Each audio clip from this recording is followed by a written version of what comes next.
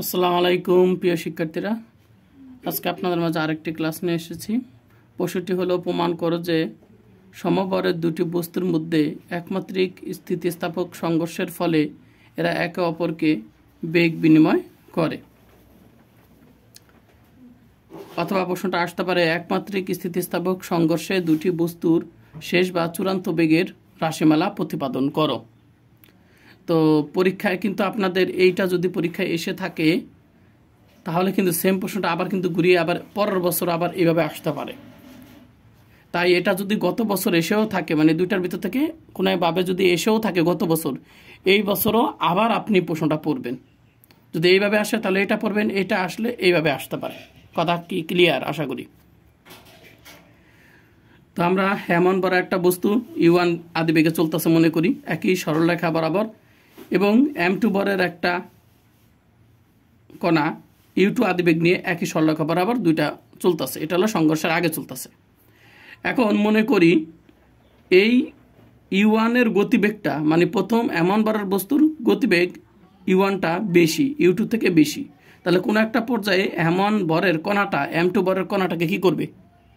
আঘাত করবে, সংঘর্ষ হবে। এর ফলে কি হবে? এর ফলে বস্তুর ভরের তো কোনো পরিবর্তন হবে না, ভর একই থাকবে, কিন্তু এর বেগটা হয়ে যাবে B1 পরিবর্তিত বেগ, আর দ্বিতীয় বস্তুর বেগটা হবে B2, মানে বেগ এদের পরিবর্তন হয়ে যাবে। মনে করি M1 M2 বরের দুটি বস্তু U1 ও U2 আদিবেগ নিয়ে একই সরলরেখা বরাবর গতিশীল। যদি U1 U2 থেকে বেশি হয়, অর্থাৎ এইটার বেগ যদি বেশি হয়, তাহলে কোনো একটা সময় কিন্তু এদের ভিতরে সংঘর্ষ ঘটবে, এবং সংঘর্ষের ফলে এদের কিন্তু পরিবর্তিত বেগ হবে B1 B2। আশা করি বুঝতে পারছেন। তাহলে ভরবেগের সংরক্ষণ সূত্র কি বলতেছে সংঘর্ষের আগে মোট ভরবেগ আর সংঘর্ষের পরে মোট ভরবেগ সমান থাকে। তাহলে আমরা সংঘর্ষের আগে মোট ভরবেগ আমরা কণা দ্বয়ের হিসাব করব। তাহলে এমন কণার ভরবেগ কত? M1 U1, আর দ্বিতীয় বস্তুর সংঘর্ষের আগে ভরবেগ হবে কত? M2 U2। তাহলে এই M1 U1 গুণ করলে হলো কি, প্রথম বস্তুর ভরবেগ, দ্বিতীয় বস্তুর ভরবেগ হলো M2 U2। এটা হলো কি সংঘর্ষের আগ মুহূর্তে, এবং এই দুইটা যদি আমরা যোগ করি, দুইজনের ভরবেগ যদি আমি যোগ করি, তাহলে আমি সংঘর্ষের আগে মোট ভরবেগ পাবো। একইভাবে আমরা যদি M1 B1 গুণ করি, তাহলে প্রথম বস্তুর ভরবেগ পাবো সংঘর্ষের পরে, এবং সংঘর্ষের পরে দ্বিতীয় বস্তুর ভরবেগ পাবো যদি M2 সাথে B2 গুণ করি। আর এই গুণফল যদি যোগ করি, মানে দুইজনের ভরবেগ যদি আমরা যোগ করি, তাহলে আমরা সংঘর্ষের পরে মোট ভরবেগটা পেয়ে যাব। এখন প্রিয় শিক্ষার্থীরা, আমি কি করেছি, 1 এর কাছে 1 এর গুলা নিয়ে আসছি, আর 2 এর গুলা আমরা 2 এর কাছে নিয়ে আসছি। এরপর এখান থেকে আমরা এমন কমন, এখান থেকে আমরা M2 কমন নিয়ে নিলাম।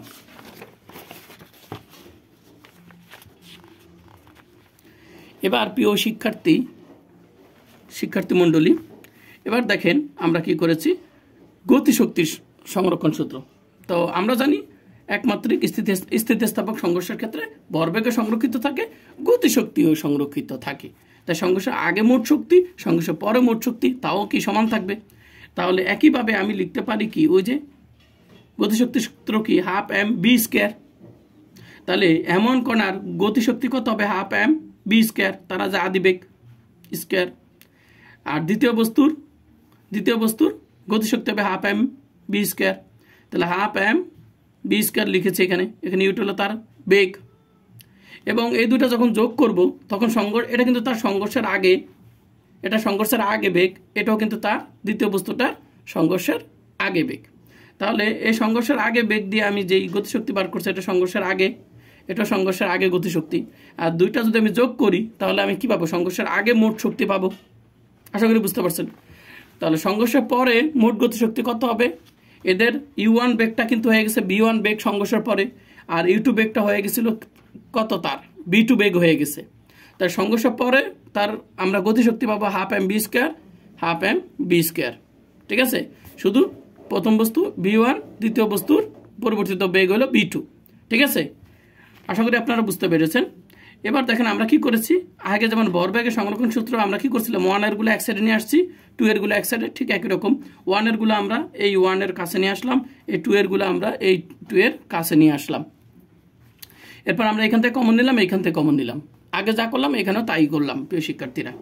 এখন দেখেন এখানে একটা এই হাফ আর হাফ এটা উভয়স্থায় বাদ দেওয়া যায়, ডিলিট করা যায়।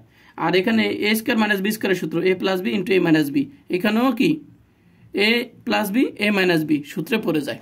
আশা করি বুঝতে পারছেন আপনারা। এটা সমীকরণ নাম্বার কত? 2 দিয়ে দিলাম, সমীকরণ নাম্বার 2। এবার 2কে আমরা 1 দ্বারা ভাগ করব, 2 সমীকরণকে 1 নম্বর সমীকরণ দ্বারা ভাগ করব। তাহলে 2 এর বাম সাইডকে আমরা ভাগ করব কত দ্বারা? 1 এর বাম সাইড দ্বারা। 1 এর বাম সাইডে কি আছে প্রিয় শিক্ষার্থীরা? m1 u1 minus b1। তাহলে এইটা ধারা আমি ভাগ করব কাকে? এই সাইডকে ভাগ করব। তাহলে m1 চলে যাবে, m1টা কি চলে যাবে, আর কোনটা চলে যাবে ভাগ করলে? u1 মাইনাস b1 এটাও চলে যাবে, u1 মাইনাস b1 এটাও কিন্তু কাটাকাটি চলে যাবে। তাহলে থাকবে কি? এই সাইডকে যদি আমরা 1 এর বাম সাইড দ্বারা ভাগ করি তাহলে শুধু এই কান থাকে। আশা করি বুঝতে পারছেন। আবার এই অংশটাকে যদি আমি কি 1 দ্বারা ভাগ করি, তাহলে 1 এর এটা কি ডান সাইড, তাহলে আমাদের 1 এর ডান সাইড কোনটা? এইটা। তাহলে এটা দ্বারা আমরা যদি ভাগ করি তাহলে কি হবে?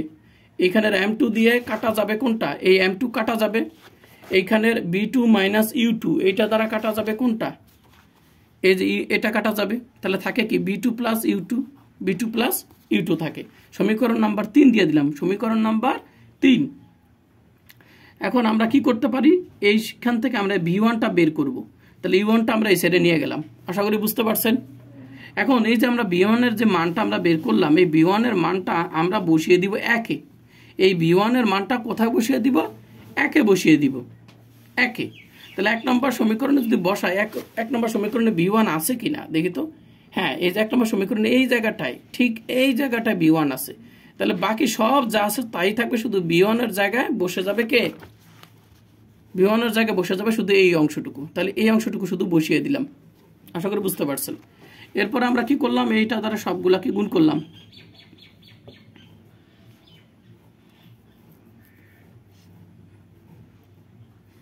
এখন দেখেন এখানে আমার কিন্তু কাটাকাটি যায়, এইটার সাথে কাটাকাটি যায়, কিন্তু এইটা কাটাকাটি যায়।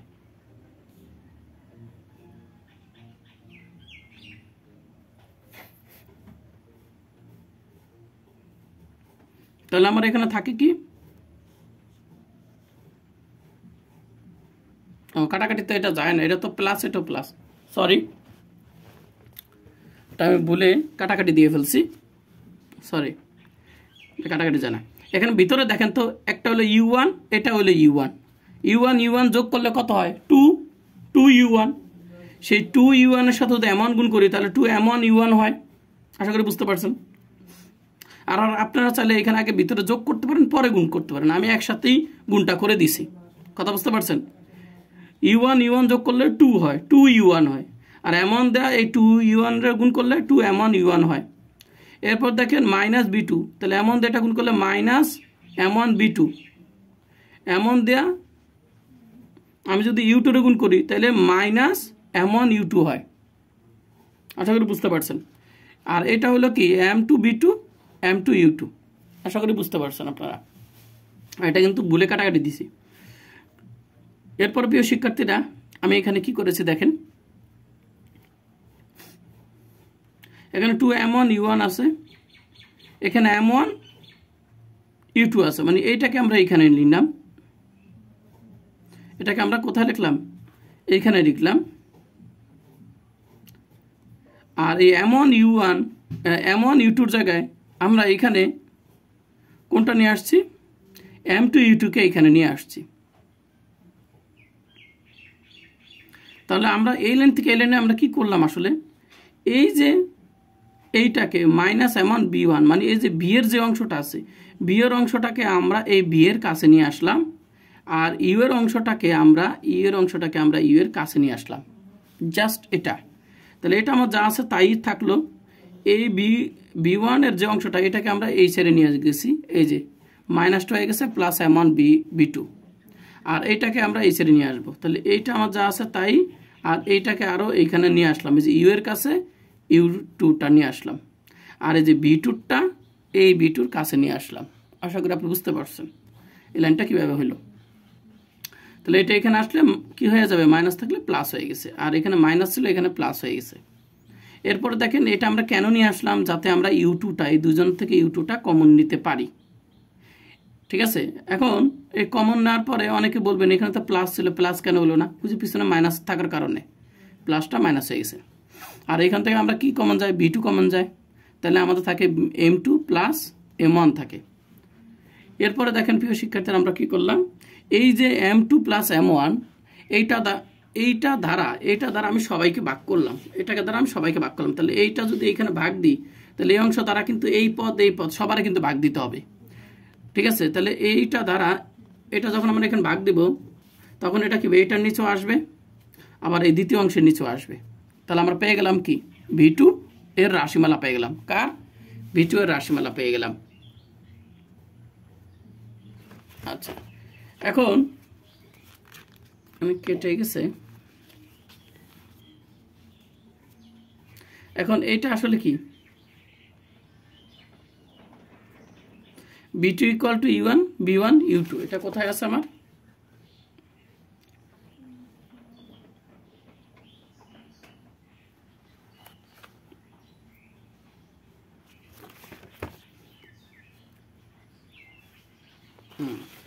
এটা হলো আসলে আমাদের এই যে 3 নাম্বার যে সমীকরণ, এখানে আমার কেটে গেছে 3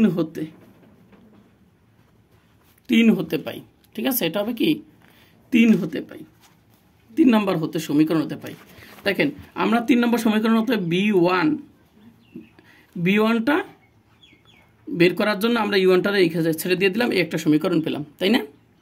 এবং আশা করি বুঝতে পারছেন। এখন এই 3 নম্বর সমীকরণ থেকে এবার আমরা B2টা বের করব। তাহলে B2টা যদি বের করতে হয়, তাহলে আমার U2টাকে এবার এই সাইডে নিয়ে যেতে হবে। কথা বুঝতে পারছেন? তাহলে এবার আমরা দেখেন B2টাকে লিখছি, আর এই যে আমাদের B2-র সাথে যে U2 আছে এইটাকে আমরা এই সাইডে নিয়ে গেছি। তাহলে B2 সমান সমান কি হয়? U1 যোগ B1 মাইনাস কত? U2 হয়। তাহলে এই যে আমরা সেটা লিখছি। এখন এই মান 1 নম্বর সমীকরণে বসিয়ে অনুরূপভাবে পাই, এই মান 1 নম্বর সমীকরণে অনুরূপভাবে পাই। দেখেন আমরা যখন এই সমীকরণ থেকে B1 এর মানটা বের করছিলাম, বের করে আমরা B1 এর মানটা যখন বের করছি, বের করে আমরা এই B1 এর মানটা আমরা কোথায় বসাইছিলাম? 1 নম্বর সমীকরণ বসাইছিলাম। বসিয়ে আমরা অনেক কিছু করে টোরে B1 এর মান বসাইছি, পাইছি কার মান? দেখেন তো, B2 এর রাশিমালাটা পাইছিলাম। এই সমীকরণ থেকে B1 এর মান বের করে B1 এর মানটা 1 নম্বর বসিয়ে আমরা কি এই কাজগুলো করে আমরা কি B2 এর মানটা পাইছি। আচ্ছা, এখন আমি এই সমীকরণ থেকে যদি এবার আমি কার মান বার করছি? V2 এর মান বার করছি। এবার এই V2 এর মান যদি আমি 1 নম্বর সমীকরণে বসাই, তাহলে ঠিক এরকমই একটা মান পাবো। এখন এই জিনিসগুলো আর আমি করব না, আপনি চাইলে করতে পারেন, কিন্তু এইগুলো আর করা দরকার নাই। আমরা বসিয়ে যেমন আমরা B2 এর মানটা পাইছি, ঠিক আমরা এইখানে এই যে B2 এর মানটা আমরা এখানে বের করছি, এই B2 এর মানটা যদি আমরা 1 নম্বর সমীকরণে বসাই, তাহলে আমরা কি পাবো? B1 এর মানটা পাবো।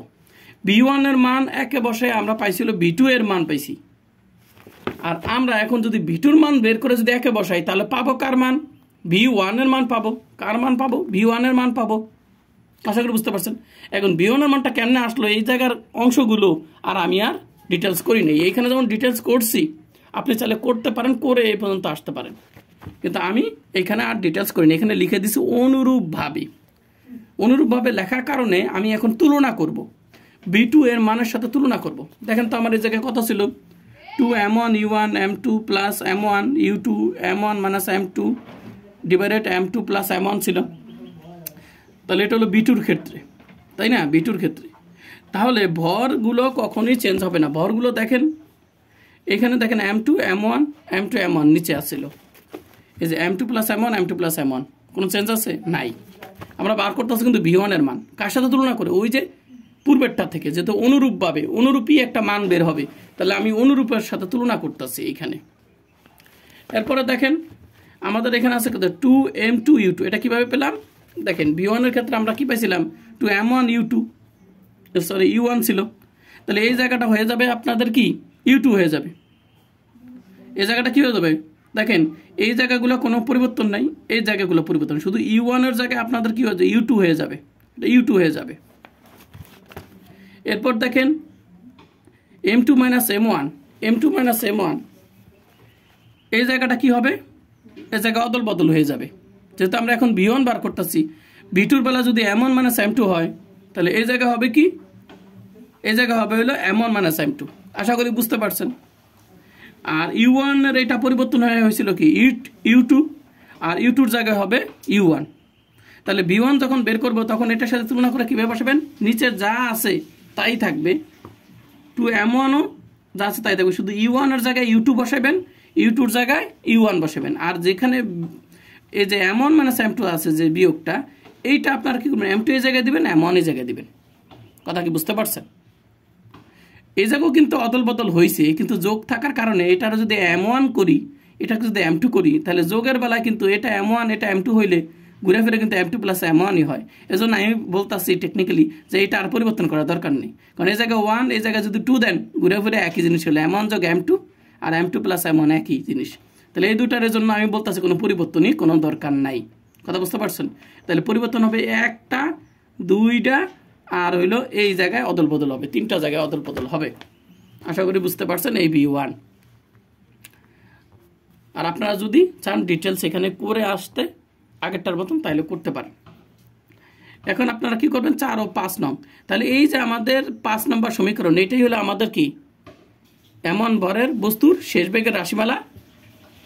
আর এইটা হলো b2টা হলো দ্বিতীয় বস্তুর ভরবেগের, দ্বিতীয় বস্তুর শেষ বেগের রাশিমালা। আশা করি বুঝতে পারছেন। উত্তর কিন্তু হয়ে গেল। পরীক্ষা যদি বলে বস্তুদ্বয়ের চূড়ান্ত বেগের রাশিমালা বা শেষ বেগের রাশিমালা, চূড়ান্ত মানে কিন্তু শেষ, চূড়ান্ত বলতে পারে শেষ বেগের রাশিমালা বের করো, একই কথা। বুঝতে পারছেন? তবে আপনাদের বললাম এই প্রশ্নটা কিন্তু অন্যভাবে আবার আসে। যদি বস্তুদ্বয়ের ভর সমান হয়, ভর সমান মানে এমন যদি m2 হয়, তাহলে 4 নম্বর সমীকরণকে আমরা b2 ইকুয়াল টু e1 লিখতে পারি। দেখেন এমন যদি m2 হয়,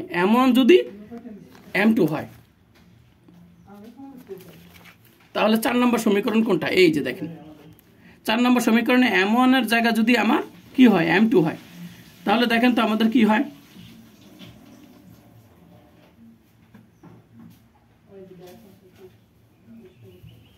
একটু খেয়াল করে দেখেন, m1 এর জায়গায় কি হবে, যদি বস্তুর ভর সমান হয়, m1 যদি m2 সমান হয়, তাহলে m1 এর জায়গাগুলোতে আমি কি লিখতে পারি, m2 লিখতে পারি। তো 4 নম্বর সমীকরণটা দেখেন আমি ডাইরেক্ট লিখে দিয়েছি। এখানে যদি আমার m2 হয়, m1 এর পরিবর্তে m2 বসাই, খেয়াল করেন এটা m2, 2m2, আর এই m1 এর জায়গায় কত, m2, তাহলে m2 কত হয়, 2m2, উপরে আছে কত, 2m2, কাটাকাটি করলে থাকে কত, u1 থাকে। এই যে আমরা u1টা বসিয়ে দিলাম। এরপর দেখেন এই মাইনাস এই অংশটুকু দেখি তো, m1 এর জায়গায় যদি m2 বসাই, তাহলে তো উপরে তো 0 হয়ে যায়, আর এটা 0 মানে গোটা 0, তাহলে এই জায়গায় আর কিছুই বসবে না, শুধু u1ই বসলো। কথা ক্লিয়ার? এবার আসেন 5 নম্বর সমীকরণ, কারণ আমাদের বেগের সমীকরণ তো দুইজনের জন্য বের করতে হবে। এবারকার এই জায়গায় যদি আমি m2 এর জায়গায়, এবারকার যদি আমি m1 এর জায়গায়, এই যে m1 এর জায়গায় যদি এবারও আমরা কত m2 বসাই, তাহলে কি হয় দেখেন তো, m1 যদি m2 বসাই, তাহলে m2 কত হয়, 2m2 কাটা গেলে থাকে কত, u2, তাহলে এই যে বসিয়ে দিলাম u2। আর এই যে আমরা m1 এর জায়গায় যদি m2 বসায় দিই, তাহলে এটা 0 হয়, তাহলে এটা 0, গোটা 0, তাহলে আর কিছু বসে না, শুধু u2 থাকে। তাহলে কি দেখা যাচ্ছে প্রিয় বন্ধুরা, একটু দেখেন তো, দেখা যাচ্ছে যে দ্বিতীয় বস্তুর ভরবেগটা হলো প্রথম বস্তুর আদি বেগের সমান, আর প্রথম বস্তুর শেষ বেগটা হলো দ্বিতীয় বস্তুর আদি বেগের সমান। তাহলে দেখা যাচ্ছে কি, দ্বিতীয় বস্তুটা প্রথম বস্তুর আদি বেগটা অর্জন করে, আর প্রথম বস্তুর শেষ বেগটা দ্বিতীয় বস্তুর আদি বেগটা অর্জন করে। অর্থাৎ এরা একজনের বেগ, দেখেন একজনের বেগ আরেকজন নিয়ে গেছে, দ্বিতীয় বস্তুটা নিচে কি 1 নম্বর বস্তুর বেগটা অর্জন করছে, আর প্রথম বস্তুটা অর্জন করছে দ্বিতীয় বস্তুর যে আদিবেগ সেটা অর্জন করছে। তাহলে একজন আরেকজনের বেগ নিয়ে অর্জন করছে, এটাকেই বলা হয় বস্তুদ্বয় নিজেদের ভিতরে বেগ বিনিময় করছে। তো ক্লাসটি কেমন লাগলো অবশ্যই কমেন্ট করে জানিয়ে দেবেন। সব ভালো থাকেন, সুস্থ থাকেন, আল্লাহ হাফেজ।